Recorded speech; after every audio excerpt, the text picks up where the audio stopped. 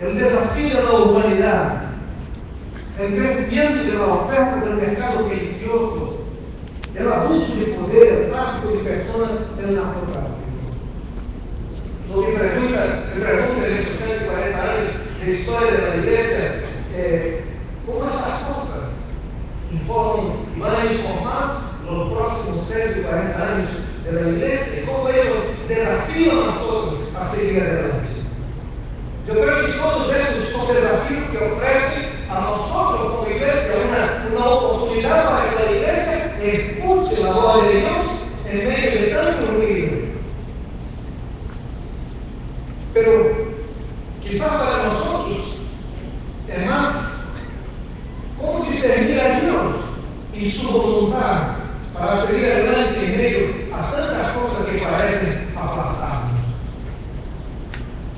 Bueno, esse salmo, o Salmo 29, é um verso muito sensível que é produzido a partir da observação de Davi, sentado, mirando a chuva, os truenos, terminando depois de uma situação, de uma circunstância muito mala em sua região, em seu país. A sequia, a hambre.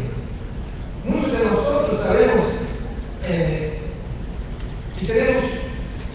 muchos de nosotros vivimos de la cosecha y tenemos una idea de qué significa esta cosa para nosotros. David escribió este poema probablemente para celebrar la abundancia de lluvia que había caído en su día después de una terrible sequía de 3 años, como en 2 de Samuel 21:1. Y en una sociedad rural, muchos de nosotros sabemos que la falta de lluvia significa la escasez de alimentos y la hambruna y la muerte en consecuencia. Al ver la gran tormenta, David parece quedar perplejo.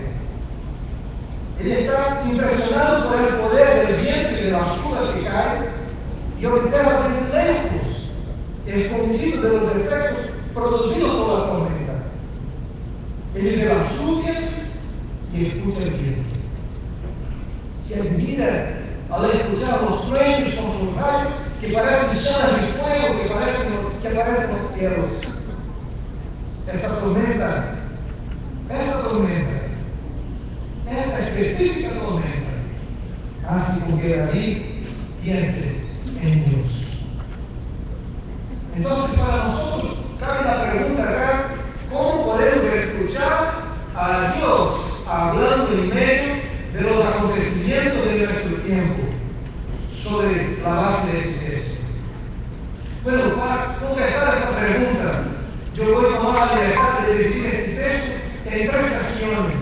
Son muy sencillas, pero muy distintas acá. Y algunas subsecciones acá que pueden ayudar a nosotros a comprender y a contemplar mejor lo que quiero compartir esta noche con ustedes. La primera sección, sacando de este texto, tenemos esa clara idea de que tributar adoración a Dios es la condición esencial de su creación. Los versículos 1 y 2 mencionan tributar a Jehová, o Hijo de los poderosos, dar a Jehová la gloria y el poder, dar a Jehová la gloria debida a su nombre. Bueno,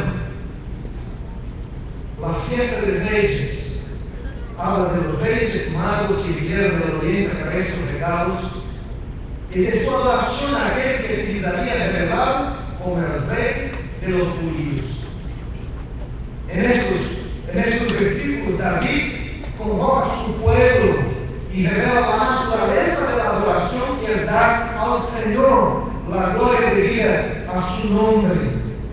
En su perplejidad, David reflexiona sobre el poder y la furia de la tierra que exalta, glorifica a Dios con toda su fuerza destructiva, pero a la vez y al mismo tiempo no es capaz de adorarlo en la belleza y en la comprensión de la santidad, porque ella no piensa ni calcula el daño que puede causar cuando se tiene, como nos menciona la palabra de Dios, porque sabemos que toda la creación gime con dolores de parto.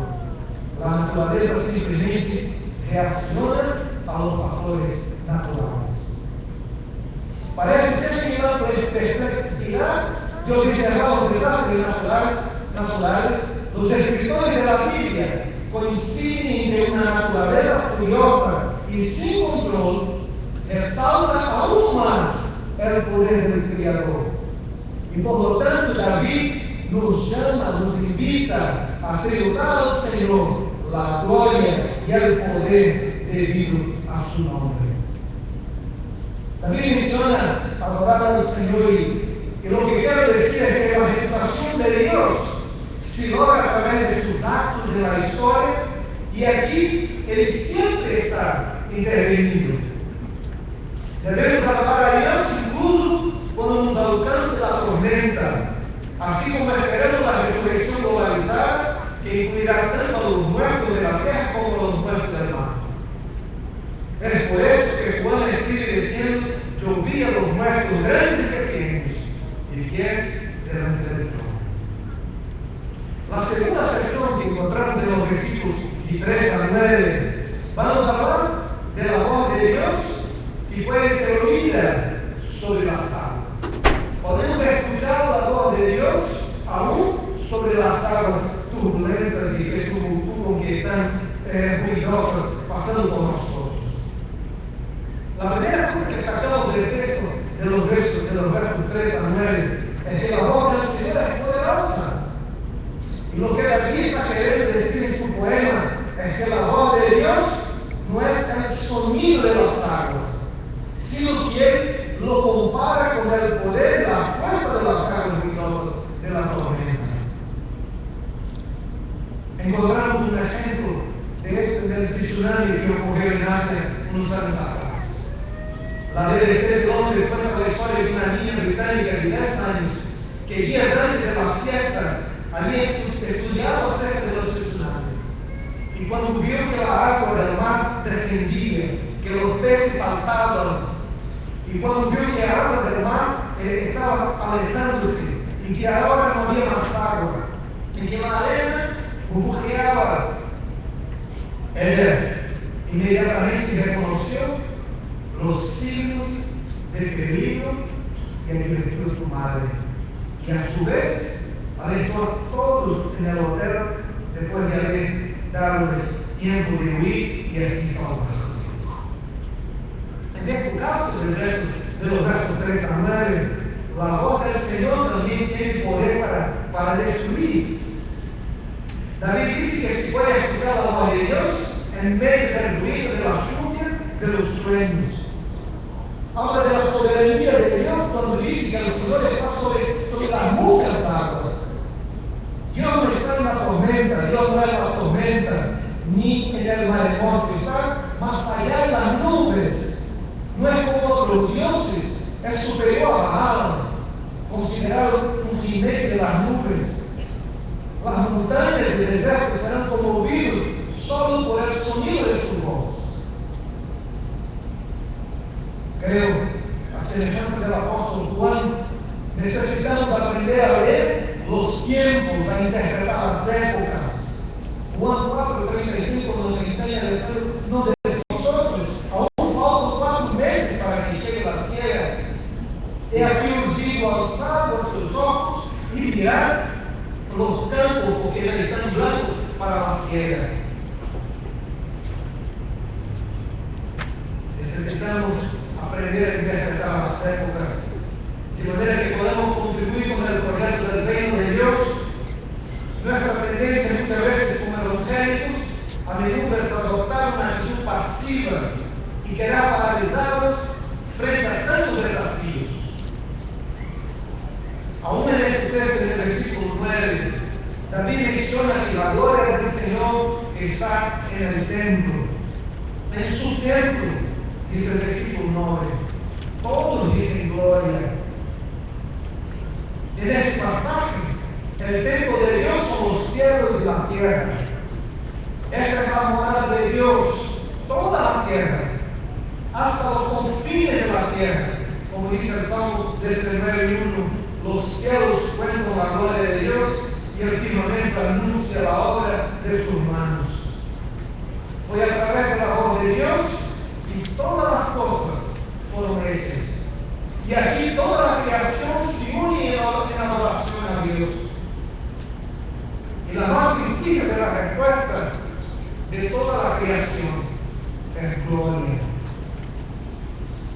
En la tercera y última sección de este texto, de los versículos 10 y 11, David empieza a sacar algunas conclusiones, y la conclusión que le llega más concreta acá es que el Señor es soberano. Enseña a Él que Él se sienta en su trono para juzgar. El juicio certamente vendrá de la boca de Dios sobre aquellos que se benefician de la miseria y la muerte de los oprimidos. Dios está despierto toda vez que ocurre una tragedia. También David menciona que Dios está en su trono como un rey. El Señor está reinando para siempre. Y no debemos olvidarnos de esto. No hay otro rey y no hay otro Señor a quien debamos someternos a fin de hacer su voluntad. Una otra historia acá de David, una otra conclusión, es que desde su trono, Dios fortalece a los suyos. El Señor da fuerza a su pueblo. Él nos da fuerza. Incluso cuando percibimos nuestra propia fragilidad ante su gran poder, como se ilustra acá en este texto, en la fuerza de la naturaleza. En nuestra debilidad y perplejidad necesitamos de la ayuda de Dios para vivir y enfrentar las dificultades de la vida. En tiempos como estos necesitamos desesperadamente de Dios, que Él nos dé fuerzas, que el Señor nos fortalezca. Una última lección acá de David en esta última sesión es que desde su trono, Él concede paz. Por último, vemos que Dios desde su trono bendice a su pueblo y le concede la paz. En vez de la tormenta, Dios derrama su paz. Incluso después de un aparente diluvio, Dios coloca su arco-íris recordándonos su pacto con nosotros. Sin Dios no podemos conseguir esta paz interior que solo Él puede derramar sobre nuestros corazones en este momento de tribulación. Yo quiero concluir con tres cosas muy sencillas y quizás sigan de dirección para nosotros, para quizás los próximos 30 y 40 años. Pero espero que hasta ahora ustedes no estén decepcionados como mi esposa siempre hace la broma, ¿no? Que muchas veces cuando hablo que me lo pasado yo parezco uno de estos pastores de la iglesia Valle Sufrido, ¿no? Entonces espero que ustedes no estén sufriendo tanto esta noche, muy bueno, pero voy a terminar. Para concluir mi palabra en esta noche quisiera reafirmar que los ruidos son en verdad desafíos para la iglesia. Son un llamado de Dios a que respondamos a las necesidades de la gente y un reconocimiento de su soberanía. El tiempo que vivimos es una oportunidad para soñar los próximos años, quizás los próximos 30 y 40 años. Y en primer lugar, me gustaría pensar de la siguiente manera. Necesitamos reconocer que Dios está hablando a través de la tempestad de nuestros días. Perplejos e indignados por lo que sucede en nuestro medio, con los acontecimientos en nuestra sociedad y en nuestro país, con la muerte de miles de personas, con la inseguridad, hay que reconocer que la gracia de Dios es más grande y que no se abunda el pecado. La gracia de Dios superabunda. Esa es nuestra confianza, que se estamos en un bálsamo para la gente de nuestro tiempo, para aquellos que están azotados por las tempestades de la vida. Necesitamos decir a estas personas que Dios está en medio de la tormenta. Hay tiempos en los que parece que todo se mueve, que hay confusión por todas las partes, pero si pudiéramos ver las circunstancias desde el punto de vista de los cielos, jamás desesperaríamos. El Señor tiene su trono por encima de todo y de cualquier tormenta o circunstancia. Lo que pasa es que muchas veces la iglesia está tan entretenida con su propia vida, con sus planes y proyectos, y tan atormentada por las muchas voces y los muchos gritos de Dios en la sociedad, y ha perdido la capacidad de oír la voz de Dios y de conectarse con la necesidad de las personas. Está claro que Dios sigue hablando en medio de tanto ruido. En segundo lugar, Dios está buscando un liderazgo saludable para escuchar su voz y guiar a su pueblo en medio de tanto ruido. Después de mirar cuidadosamente lo que pasaba con la tormenta, David fue capaz de discernir la voz de Dios y de guiar a su pueblo.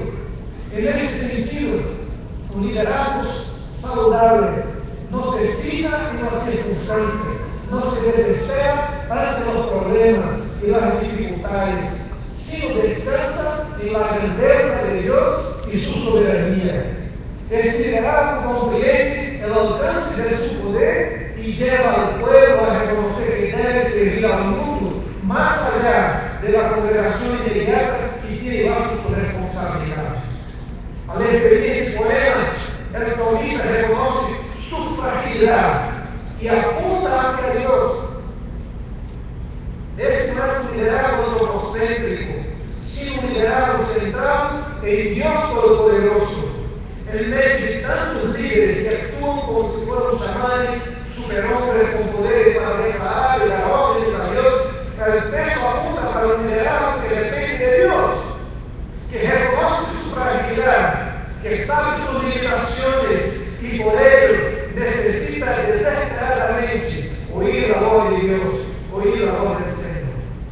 Y en tercer y último lugar, Dios está procurando establecer relacionamientos verdaderos. El Dios de la Biblia soberanamente creó el universo. Y al crear a mujeres y hombres, espera que cada uno de ellos sea responsable por su servicio al prójimo. Fue así como el maestro que no se desfocó de su naturaleza omnipotente, que por definición no podía ser, mas se vació de sus prerrogativas divinas para servir a su prójimo.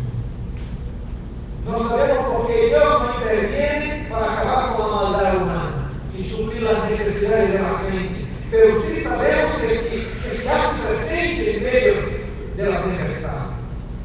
Y la invitación de Dios es para que traigamos un mensaje de esperanza en medio del desaliento y para que comprendamos que en medio a tanto ruido, Dios no ha perdido el control.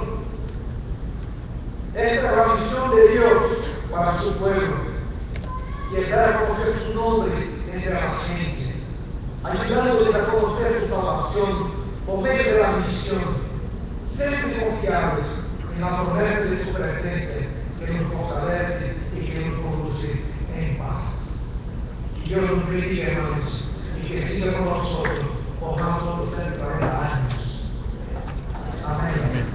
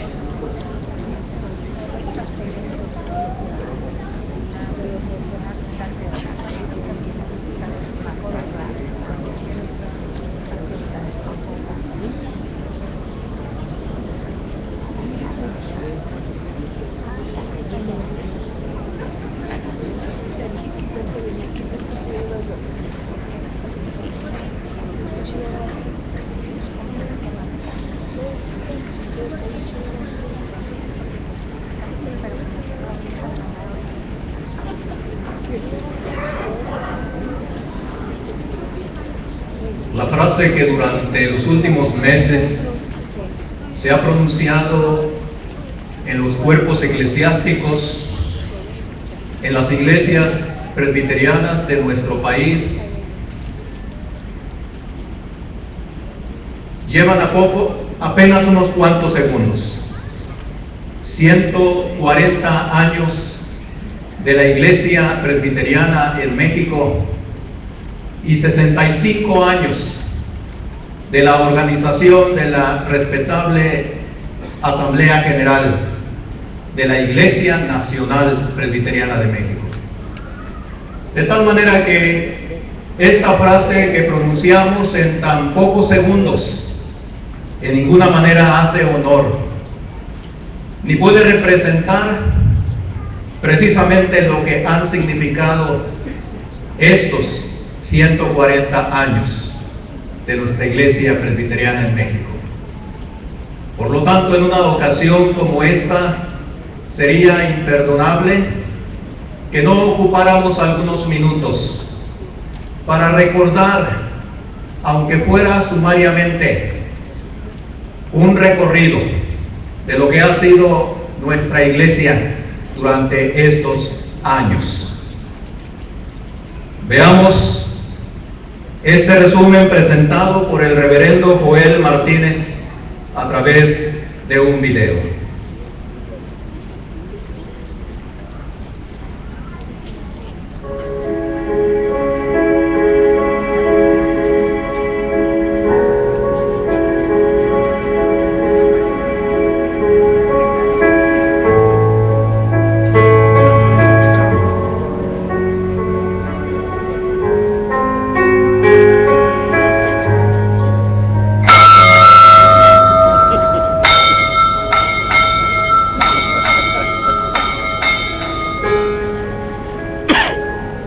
El día que las campanas de nuestra independencia se batieron al viento, el yugo de nuestro padre gobierno español se rompió, mas no así el de nuestra madre Iglesia Católica Romana. El plan de Iguala nos liberó de España, pero no de Roma. Y es que romper con patrones centenarios de una cultura que nos ha sido sobrepuesta es tarea de décadas y de la voluntad férrea de muchas personas. 40 años habrían de pasar, como los que el pueblo judío caminó por el desierto antes de llegar a la tierra prometida. La meta, como otrora lo predicara Jesús, era conocer la verdad para llegar a ser verdaderamente libres. Los años de 1821 a 1860, el gobierno nacional hubo de librar muy diversas batallas con el clero mexicano, quien se resistía a perder su poder, privilegios y la riqueza que ilegítimamente había acumulado en la nación. Los republicanos pretendían regular las acciones del clero por medio de un patronato, así como lo había hecho España durante el virreinato. Fue así que la lucha se polarizó en los diferentes escenarios nacionales entre conservadores y liberales, entre conventos y logias masónicas, púlpito y palestra, superstición y fe, exclusivismo religioso y libertad de cultos, y finalmente entre el status quo y la reforma. Todo ello desembocó con la promulgación de una nueva constitución en 1857, que si bien no estableció la libertad de cultos como un artículo, tampoco incluyó el que en la Constitución previa de 1824 establecía a la religión católica apostólica romana como la única profesable en nuestro país. Los debates en el Congreso Constituyente fueron candentes y muy trascendentales. México estaba ya muy cerca de romper las ataduras y de dejar a los mexicanos en la libertad de poder profesar su fe de acuerdo a las inspiraciones de su propia conciencia. El historiador y diputado del Congreso Constituyente, don Francisco Zarco, lo describió diciendo: se declara el artículo 15 sin lugar a votar por 65 señores contra 44. La reacción en las tribunas fue de chiflidos, aplausos, gritos de viva la religión y mueran los herejes. Se acordó entonces que el citado artículo volviera al seno de la comisión para que lo presentara en otros términos. Un golpe de Estado sofocó dichos propósitos. El diputado José María Mata, representante del Estado de Veracruz, en su discurso sobre la libertad de cultos, dijo lo siguiente: la libertad de conciencia, don precioso que el hombre recibió del Ser Supremo, y sin el cual no existieran ni la virtud ni el vicio, es un principio que la Comisión no podía desconocer, ya que estando fuera de la acción legítima de la sociedad, los actos que el hombre ejecuta para ponerse en contacto con la divinidad, ninguna ley ni ninguna autoridad puede tener derecho a prohibir a ningún hombre los actos que tienden a adorar a Dios de la manera como su conciencia le dicta. El Redentor del mundo no solo no prohibió al hombre la libertad de conciencia, sino que a ella apeló para fundamentar su doctrina. Fue la predicación, fue la persuasión el medio que empleó para difundir la nueva ley, la ley de gracia, y no podía ser de otro modo el que por primer precepto decía: amaos los unos a los otros. La libertad de culto es necesaria en nuestro país tanto por su carácter de verdad cristiana y filosófica, como por ser un elemento de prosperidad indispensable para hacer salir a nuestra sociedad del triste estado en que se encuentra. Fue, sin embargo, durante la Guerra de 3 años que don Benito Juárez, presidente constitucional de la República, promulgó las leyes que separaban a la Iglesia del Estado. Una de ellas, la del 4 de diciembre de 1860, establecía lo siguiente: creo indispensable proteger en la República con toda su autoridad la libertad religiosa, por ser esta necesaria para su prosperidad y engrandecimiento, a la vez que es una exigencia de la civilización actual. Mientras todo lo anterior sucedía en el contexto político y militar, durante estos 40 primeros años de vida independiente, las sociedades bíblicas británica y americana distribuyeron sus materiales en la República Mexicana. Hubo políticos liberales, como don José María Luis Mora, que impulsaron estos trabajos. Fue por entonces que el agente bíblico don Diego Thompson recorrió varios estados, poniendo al alcance de cientos de mexicanos miles de tratados y Biblias en español. Don Arcadio Morales hablaría después de otros medios a través de los cuales se conocieron las Escrituras. En 1900 escribió lo siguiente: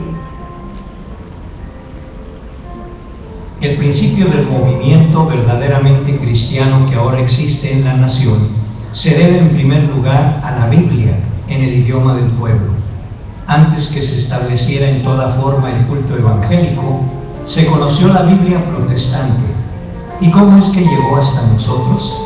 Según mis informes, los mineros protestantes que venían a negociar las traían, así como lo hicieron los invasores americanos en 47. Los invasores franceses hicieron lo propio el 63 y los mexicanos que cruzaban el Bravo desde Texas las regalaban a familiares y amigos. Fue en esa amalgama de circunstancias que el sol de justicia habría de brillar en la República, aún durante el efímero gobierno de Maximiliano de Habsburgo. Los años de 1861 a 1876 son de particular interés en nuestra historia. Por primera vez en décadas, los mexicanos nos dábamos a la tarea de interpretar las escrituras en contexto de la realidad política, social y religiosa de la época. No solo en las logias masónicas o en las filas del Partido Liberal se buscó la luz del Evangelio, pero las gentes de las rancherías, de las villas, de los pueblos, en las ciudades y aún en el campo se dieron esta oportunidad. Fueron 3 lustros de un quehacer teológico autóctono en contacto con la fuente. Por su parte, los gobiernos de Juárez y Lerdo de Tejada necesitaban de la ideología protestante para poder confrontar al clero mexicano en su propio terreno. Por lo mismo, propiciaron su prédica. Así fueron en diferentes lugares de la República apareciendo sociedades evangélicas, todas ellas siguiendo los caminos de un ferrocarril ávido por explotar la minería. En buena medida se puede decir que la expansión económica desde el norte permitió la penetración ideológica en nuestro país. Dichas sociedades en Monterrey, Villa de Cos, Zacatecas, Ciudad de México, Toluca, Acapulco y en otros lugares, dichas sociedades constituyeron el terreno fértil a donde las denominaciones protestantes habrían de asentar su misión en la década de los 70 del siglo XIX. ¿Cómo es que se organizaron estas sociedades evangélicas? ¿Cuáles fueron los medios que usaron para difundir su fe? ¿Cuáles los retos que tuvieron que confrontar? ¿Cuáles los resultados? Veamos. En la ciudad de Monterrey, Nuevo León, fueron los agentes de las sociedades bíblicas extranjeras los que sembraron la semilla del Evangelio.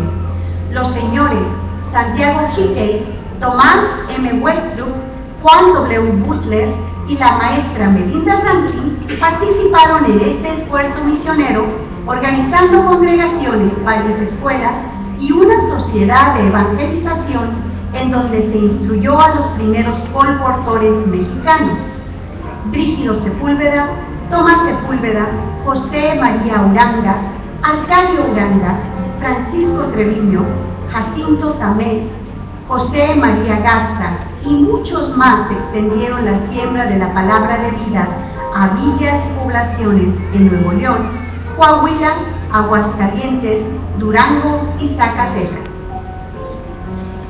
Estos heraldos, encabezados por el irlandés Tomás M. Westrup, llegaban a una población, ofrecían su literatura religiosa y reunían a la gente en la plaza o en algún hogar en lo particular.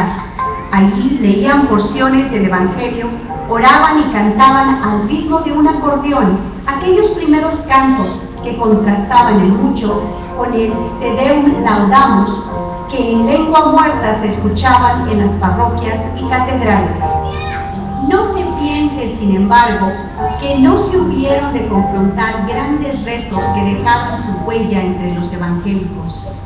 El fanatismo imperante que se atizaba al tañer de las campanas de los templos católicos, las excomuniones, los presagios, la superstición, la ignorancia y el alcoholismo dejaron hendidas sus marcas con su violencia verbal y física. Por si esto no hubiera sido suficiente, el conflicto denominacional sembró confusión entre los conversos mexicanos, quienes no entendían el porqué de la desunión entre los misioneros. Melinda Rankin, congregacional, y Tomás M. Westrup, de procedencia bautista, aunque como agentes bíblicos no debían darle carácter denominacional a su trabajo, en la práctica, al celebrar los sacramentos y organizar las estrategias de misión, diferían en mucho, lo cual causó una ruptura entre las congregaciones y colportores de toda esta vasta región. Enrique Westrup, en su libro Principios, y Melinda Rankin, en 20 años entre los mexicanos, relatan con mucho dolor estos episodios que como réplicas de terremotos se hicieron sentir tanto en Monterrey y alrededores como en otros sitios de la República Mexicana. En 1872, Melinda Rankin entregó el fruto de su trabajo a la Junta Misionera de la Iglesia Congregacional, el cual incluía 3 escuelas primarias y 12 congregaciones esparcidas en Montemorelos, en Mezquital, San Francisco, San Nicolás, Villa de Allende, Cadereyta y Monterrey. 5 años después, la citada Iglesia Congregacional transfirió este campo misionero a la Junta de Misiones Extranjeras de la Iglesia Presbiteriana de los Estados Unidos, cuyo representante en México era el reverendo Enrique C. Thompson. Algunos miembros de aquellas familias llegaron a ser prominentes presbiterianos, como el presbítero Brígido Sepúlveda, quien en 1884 fue instalado como pastor de la Iglesia Presbiteriana de Monterrey, hoy conocida como el Buen Pastor. En Villa de Cos, Zacatecas, los asentamientos evangélicos se hicieron en contexto de las vidas del gobernador del estado, don Severo Cosío, en 1863, de don Juan Amador, presidente municipal de la villa, de 1861 a 1868, y del médico militar y cónsul de los Estados Unidos en Zacatecas, el señor Grayson Mayet Prevost. Este último casó con Mariana Cosío, hija del citado gobernador y dueño de negocios relacionados con la minería en Fresnillo. Estos 3 varones se reunían con sus familiares y amistades para orar, leer la Biblia y afirmar sus convicciones anticlericales y evangélicas. En un artículo publicado en la revista misionera El Mundo Cristiano en 1868, dice lo siguiente: Como resultado de una visita de los colportores de Monterrey con sus cargamentos de Biblias y otros libros religiosos, hubo un despertamiento espiritual muy notorio en esta villa. Diversas personas se interesaron por la simple lectura de las Escrituras y se unieron con el propósito de estudiarlas, al punto que con la llegada del señor Westrup, cerca de 40 fueron bautizados por aspersión y participaron de la comunión de acuerdo a la costumbre protestante. El doctor Prevost, dada su filiación presbiteriana, solicitó ayuda a su iglesia en Pensilvania, de quienes recibió un órgano de viento y una impresora que fueron de gran beneficio para la obra. La adoración a Dios se enriqueció y con la imprenta publicaron el periódico La Antorcha Evangélica, que les permitió difundir su fe en Cristo y sus convicciones reformistas, tanto en Villa de Cos y la ciudad de Zacatecas, como en otros lugares de la República. Fue tal el éxito de dicho periódico que la Iglesia Católica de la capital del estado publicó La Antorcha Católica, buscando con ello contrarrestar la expansión de la fe protestante. En las páginas del periódico evangélico quedó impresa la identidad de todas estas congregaciones, para quienes su fe en Jesús no solo salvaba, sino también emancipaba socialmente. No por nada la ciudadanía les bautizó con el nombre de los antorcheros. Se propusieron entonces edificar su propio templo con cupo para 350 personas, el cual consagraron para la adoración a Dios el 12 de junio de 1870. El sermón en uno de los cultos del día fue basado en las palabras de Jesús: uno mayor que este templo está aquí. El nombre que la congregación de Cos adoptó para sí fue Iglesia Evangélica de México. Entre 1868 y 1873, el Evangelio se extendió a Salado, Fresnillo, Sombrerete y otras aldeas y villas de la región. Toda esta obra evangélica nacionalista habría de ser inmersa en el tinte azul celeste presbiteriano a la llegada de los primeros emisarios de Calvino y Juan Knox. Pasemos ahora a considerar la obra evangélica en la Ciudad de México. Con el triunfo del Partido Liberal en la Guerra de 3 años y establecido don Benito Juárez como presidente constitucional, la siembra, cultivo y profesión de la fe protestante quedaba a disposición de los ciudadanos y extranjeros que quisieran ejercerla. El solo hecho de disponer de una Biblia en el idioma popular y poder leerla sin tener que hacerlo a la luz de una vela bendita hizo que cientos de personas exploraran formas nuevas para ser edificados.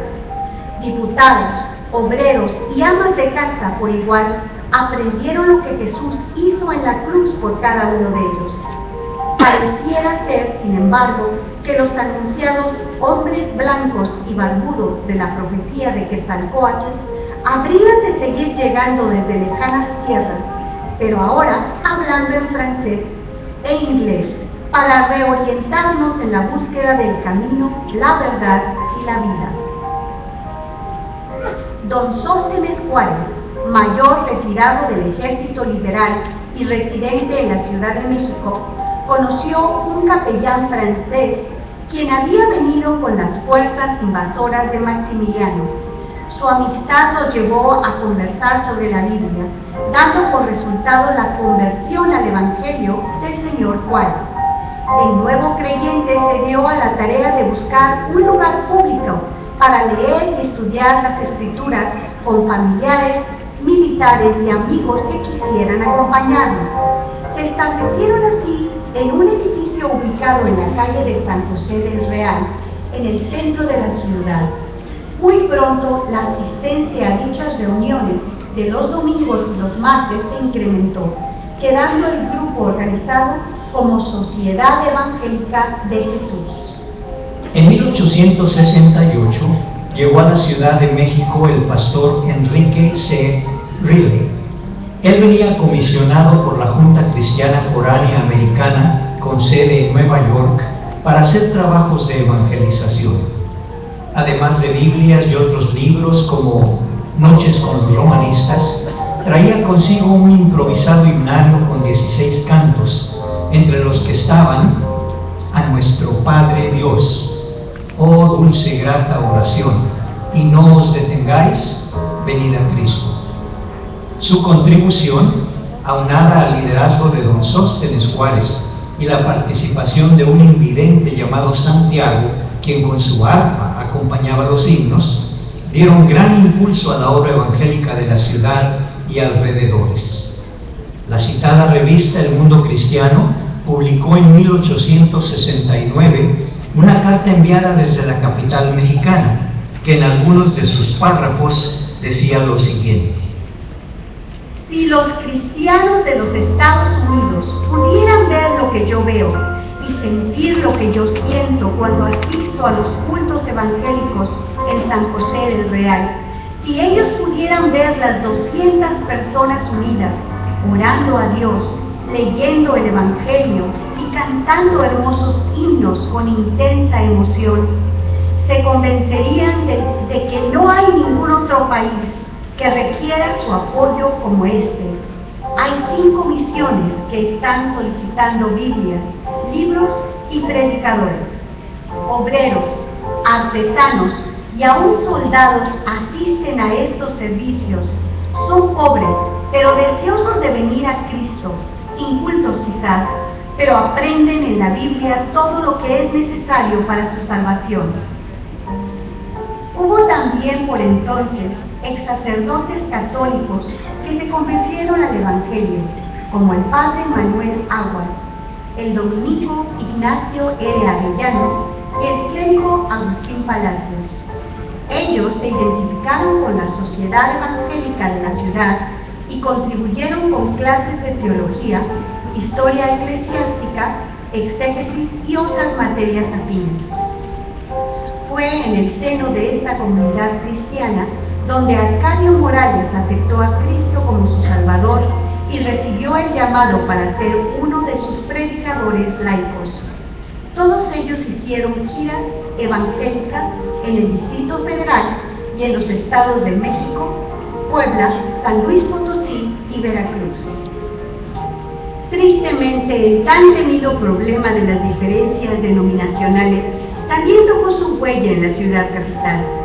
En una ciudad tan heterogénea donde convivían masones, soldados, obreros, ex sacerdotes, amas de casa y misioneros extranjeros de diferente filiación teológica, era de esperarse que tarde o temprano se produciría una ruptura.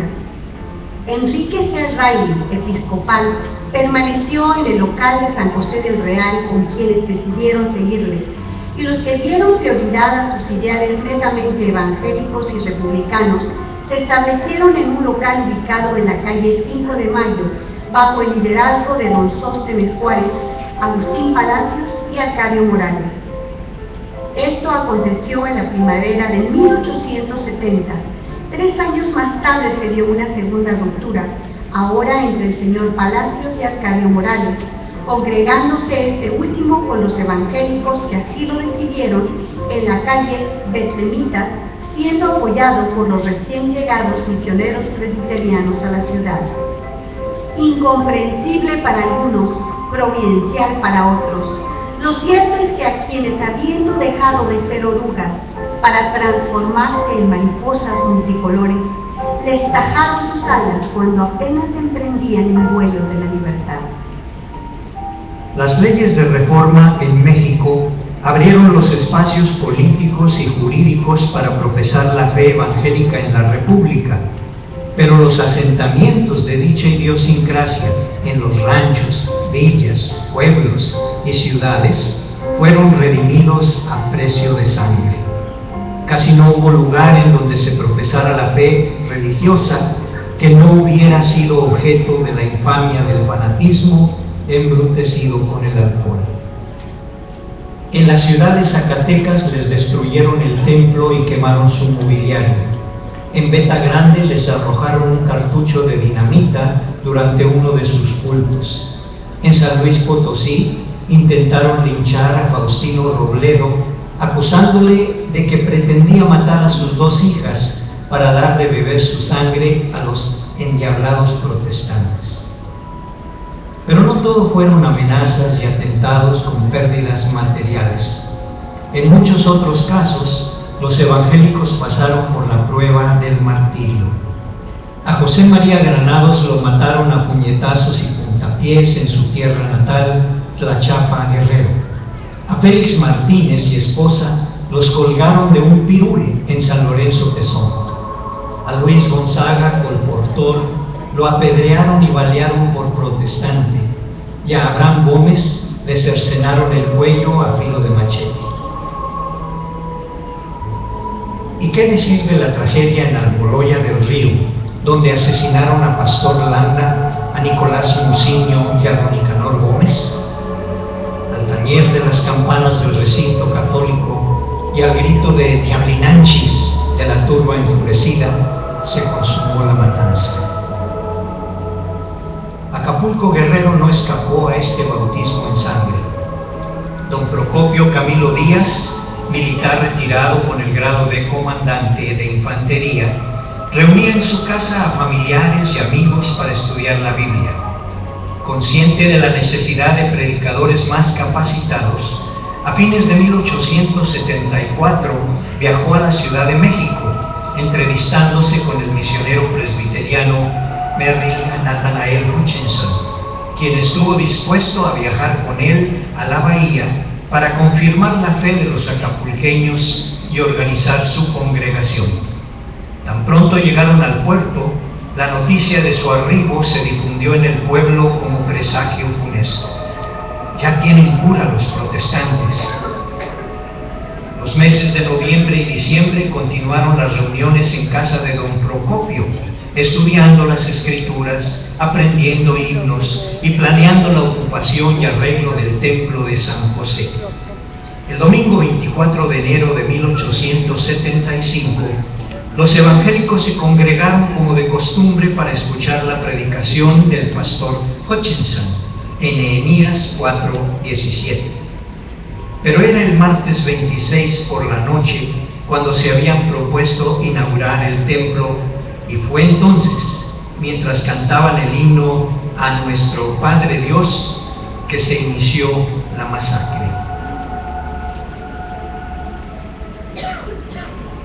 Leopoldo, hijo menor de don Procopio, y quien tan solo contaba con 14 años, presenció el asalto escondido tras la última banca y se le quedó grabado en tinta roja para toda la vida. Años después, en su libro 20 años de trabajos por Cristo, escribiría lo siguiente: oh negro romanismo, te vi y te odié desde entonces por tu facha asquerosa y repugnante. Te vi personificado en un indio semidesnudo, con el calzón arremangado hasta los muslos, sin camisa, con un zarape pardo en el brazo izquierdo en prevención de defensa, un sombrero de panza de burro echado hacia atrás, y en la derecha, flamígero, centellante, un machete descomunal y asesino. Murieron 7 evangélicos y 19 más quedaron heridos. Don Procopio y su primo Simón perdieron varios dedos de sus manos.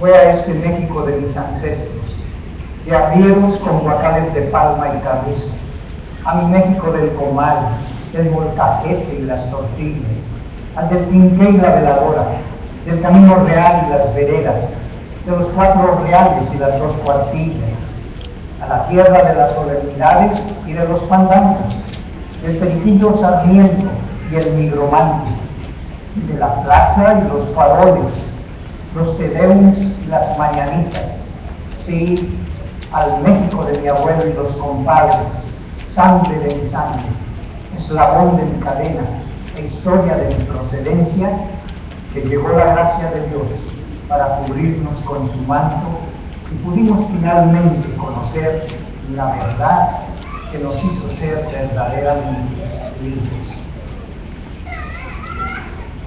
El Juan Diego guadalupano del siglo XIX fue así transformado en Juan Pablo evangélico. Sus nuevos valores lo harán de hacer más productivo en su centro de trabajo. Estará más involucrado con su familia, aprovechará mejor los recursos a su alcance para educarse y será más íntegro con su persona. Todo tuvo un propósito, mis hermanos. Nada de lo sucedido fue por casualidad, por coincidencia.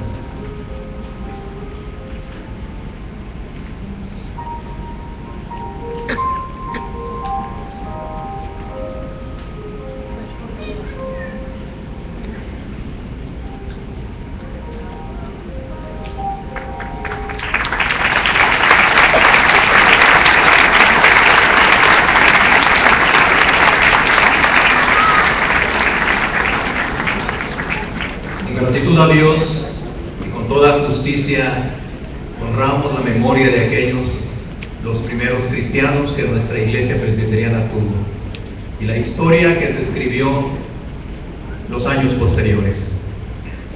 Pero no podemos vivir del recuerdo. En el mensaje predicado por el presidente de nuestra respetable Asamblea General, en el devocional de apertura de esta 31ª reunión ordinaria, nos hizo recordar que por mucho tiempo hemos estado estacionados en un mismo sitio y no podemos seguir así. Tenemos que mirar hacia adelante con optimismo, con seguridad con un corazón lleno de esperanza. ¿Qué nos queda por hacer? Mucho todavía, como ahora lo veremos.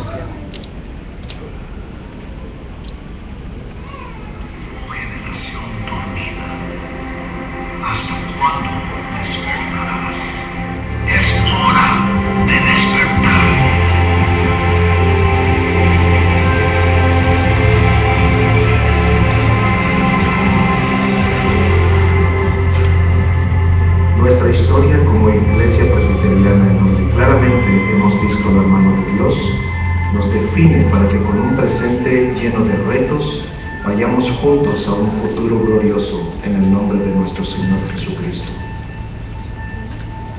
El Señor nos ha usado para expandir el reino de Dios en la región menos alcanzada de nuestro querido país, el norte de México. A través de nosotros y a pesar de nosotros, el Señor se ha glorificado en la vida de 8 presbiterios. Actualmente, de las más de 4,000 iglesias presbiterianas en el campo nacional, solo un centenar de ellas se encuentran en el norte del país. Esta es la gran necesidad que existe en esta región no alcanzada por la iglesia presbiteriana.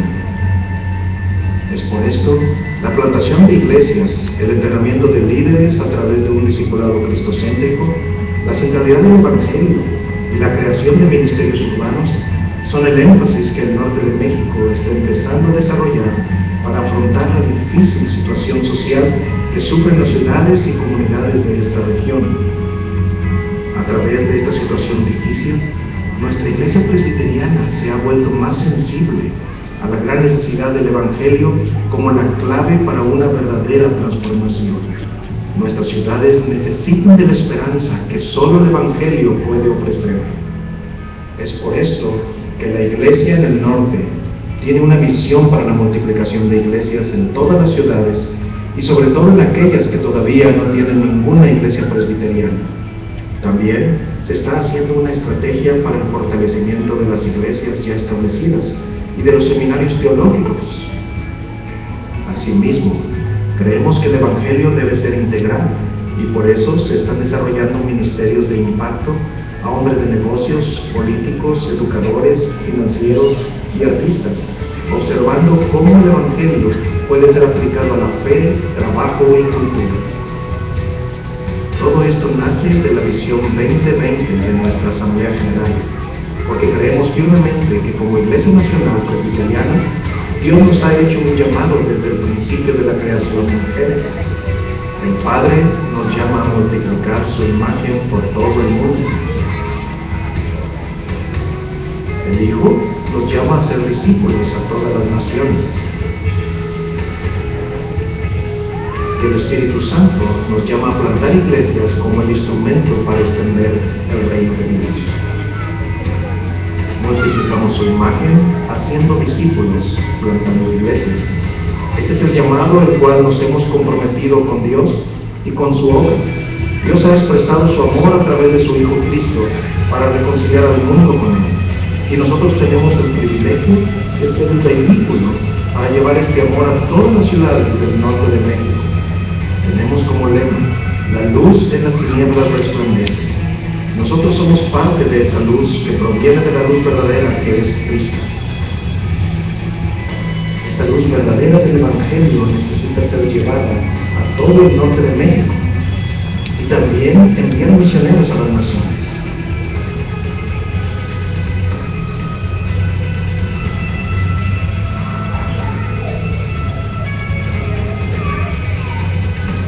Queremos encarnarnos en la cultura y en todas las estructuras sociales, así como Cristo se encarnó para habitar entre nosotros, como lo dice Juan 1. Queremos buscar la paz y prosperidad de las ciudades, a la cual nos insta Jeremías 29. Pero esto no lo podemos hacer solos. Es por esto que, teniendo una mentalidad de reino, servimos en conjunto con instituciones teológicas como MINS, el Seminario San Pablo, y con instituciones misioneras como Misión al Mundo de la Iglesia Presbiteriana en América y la Iglesia Coreana Presbiteriana en la ciudad de Monterrey. Esto somos, esto hacemos y esto entendemos. La Iglesia Nacional Presbiteriana del Norte de México está para amar a Dios, amando a nuestros semejantes. Y toda la gloria es del Señor. Dios bendiga a su Iglesia por siempre.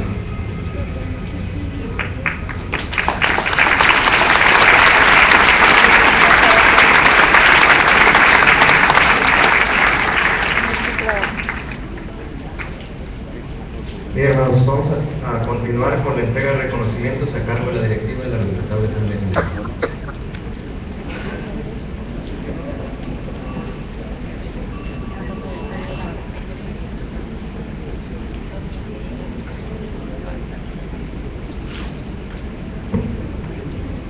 Sin lugar a dudas que hemos sido muy bendecidos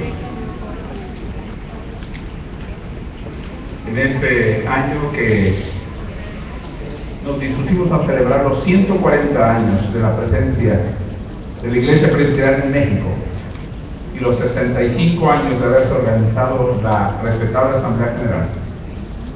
Hicimos por primera vez en 65 años como Asamblea que estas celebraciones no fueran en el centro de la República, en la Ciudad de México, sino que fueran en diferentes zonas de nuestro país. Y el Señor fue muy bueno con nosotros.